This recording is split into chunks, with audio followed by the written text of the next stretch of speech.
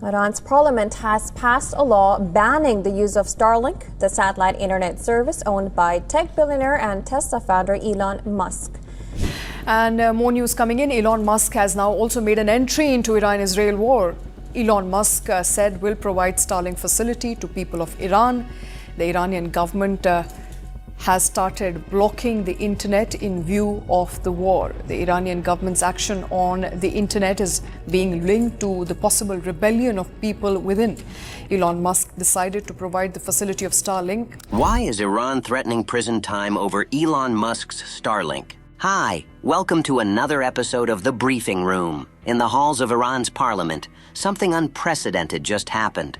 What started as a simple 4-word tweet has now escalated into a law that could send people to prison for up to 2 years, subject them to flogging, or in some cases, even death. We're talking about Iran's new legislation that criminalizes the use of Elon Musk's Starlink satellite internet service. And what makes this story extraordinary is how a technology designed to connect the world has become a weapon in an information war. It's an incredible story that spans from the protests following Mahsa Amini's death in 2022 to the recent Israel-Iran conflict, and it reveals how private technology companies have become unexpected players in global geopolitics. But this isn't just about internet access or government censorship. It's a glimpse into a future where the power to communicate freely depends on the decisions of the world's wealthiest individuals, and it shows what happens when authoritarian governments feel threatened by technology they can't control. In this episode, we'll dig deep into how satellite internet became a tool of modern warfare and resistance. We'll explore the cat-and-mouse game between Iranian authorities and citizens desperate for uncensored information, and we'll examine what this means for digital freedom worldwide. Could Starlink prove to be a turning point in the fight against authoritarianism? Or is Iran's crackdown a preview of things to come? Let's take a look. You are watching The Briefing Room. So, okay, let's back up a bit and learn what actually happened and why Iran is so afraid of a satellite internet service that most people have never even heard of. The story begins not with satellites, but with a young woman's death. In September 2022, 22-year-old Kurdish Iranian woman Mahsa Amini was arrested by Iran's morality police for allegedly wearing her hijab incorrectly. She died in police custody, and what happened next changed everything. Massive protests erupted across Iran, with millions of people taking to the streets demanding freedom and an end to authoritarian rule. The Iranian government's response was swift and predictable. They throttled internet access across the country, cutting off social media platforms, blocking messaging apps, and essentially trying to blind the outside world to what was happening inside Iran. It was a digital blackout designed to prevent protesters from organizing and to stop images and videos of the crackdown from reaching the international community. But here, the story takes a major turn. While the Iranian government was cutting cables and shutting down cell towers, someone was watching from thousands of miles away. Elon Musk, responding to requests from activists and Iranian citizens on his platform X, made a decision that would change the game entirely. He activated Starlink over Iran. Now, for those who don't know, Starlink is a constellation of satellites operated by SpaceX that provides high-speed internet access anywhere on Earth. When you have a Starlink terminal, a flat rectangular device no larger than a baking tray, it connects directly to these satellites, bypassing all traditional internet infrastructure. Unlike regular internet that relies on cables, cell towers, and government-controlled systems, Starlink creates a direct link between your device and space. The effect was immediate. Suddenly, Iranians had access to high-speed, uncensorable internet dropped from space. They could communicate with each other, share videos of the protests, and tell their stories to the world. It was like having a digital lifeline that the Iranian government couldn't easily cut. This triggered something unprecedented: the smuggling of thousands of Starlink terminals into Iran from neighboring countries. We're talking about a sophisticated operation involving activists, non-profit organizations, and even U.S. government funding. According to reports, a non-profit organization called NFP worked to get about 200 Starlink kits inside Iran, with U.S. government grants helping to pay for subscription fees and logistics. But the terminals didn't come cheap. In Iran, a single Starlink kit costs between $673 and $3,367.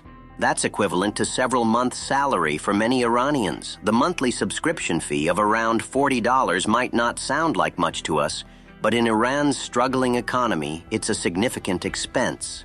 Despite the cost, demand was enormous.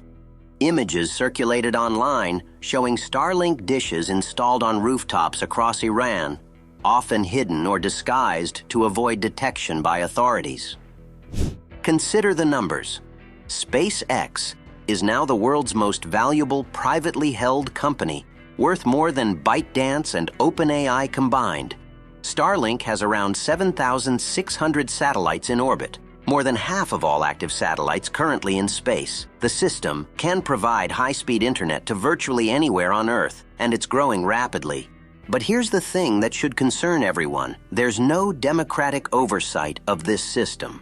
Musk can activate or deactivate Starlink coverage over any country based on his personal judgment, business interests, or political views. But let's bring this back to the human level, because behind all the geopolitical maneuvering and legal frameworks, there are real people taking real risks for something most of us take for granted: the ability to communicate freely. In Iran today, using Starlink isn't just about getting faster internet or accessing blocked websites. It's about survival. During internet blackouts, Starlink terminals become lifelines for families trying to contact loved ones, journalists trying to report on government crackdowns, and activists trying to organize peaceful resistance. The people using Starlink in Iran know the risks. They know that possession of a terminal could land them in prison for years. They know that the government considers them potential spies or foreign agents, but they're doing it anyway because the alternative, complete information isolation during critical moments, is worse. Take the case of Iranian entrepreneurs who have turned to Starlink to keep their businesses running during internet blackouts. According to recent reports, some business owners are willing to pay the exorbitant costs and risk imprisonment because their livelihoods depend on staying connected to international markets and customers. Or consider the journalists and citizen reporters who use Starlink to document government crackdowns and share information with the outside world. During the recent Israel-Iran conflict, when the government imposed a near-total internet blackout, Starlink terminals were among the few ways for Iranians to share what was really happening inside the country. This creates a cat-and-mouse game that's playing out across Iran right now. Users hide their Starlink terminals on rooftops, in basements, or disguise them as other equipment.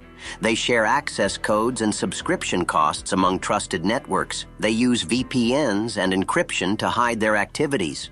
Meanwhile, authorities are developing new detection methods, conducting raids, and offering rewards for information about Starlink users. The human cost of this digital Cold War is significant. According to human rights groups, Iran has detained over 700 people accused of spying for Israel and the United States in recent weeks, with at least 6 executions reported. While not all of these cases are related to Starlink use, the broad definition of espionage in the new law means that almost any form of unauthorized communication could potentially be classified as a capital offense. Now, before we paint this as a simple story of good versus evil, we need to acknowledge that there are legitimate challenges and concerns on all sides. The Iran Starlink story shows the power of private technology companies and how innovations can create waves of resistance. But it also shows how easily authoritarian governments can adapt their control mechanisms to address new threats. So there are passionate views on either side of this digital divide. Is satellite internet the democratizing revolution of the future, or should we be concerned about the concentration of communication power in private hands? That is the question.